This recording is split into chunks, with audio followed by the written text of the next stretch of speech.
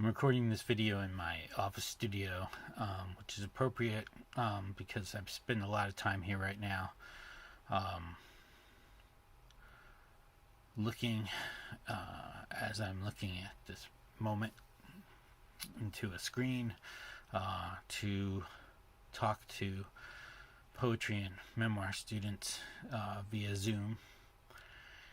And I would like to share with you one of my collage poems. So this is a poem where all of the material in the poem is borrowed from somewhere else, and then I go through a very long process of arranging and rearranging until I get the thing to say something like what I might have said, what might come from my heart. Some songs perhaps hold a certain unsettling knowledge. Today is the day I follow my intuitions. Images, visions, projections, divination transpose my observations into a language of my own. Art is mistakes that we love, medicinal poetry, a perfect exposition of mind. The design has its own narrative. It becomes more than just a simple object. There was an insatiable need to try to create a language for something that I felt was there, that was real to me. It was a language out of necessity. It was what sustained me. No is always on the table. There's some magic in working with the negative. This dilemma of existing in a liminal space. That conditioning, that story is in me. There's so much potential in that uncertainty. You risk nothing, you get nothing. The idea isn't to blend. The idea is to be a witness and a party to something that takes your breath away. I enjoy the result of clashing together different images, objectives, and personalities as well as contrasting styles. I have never worked thinking about the result of anything. It's not really a choice.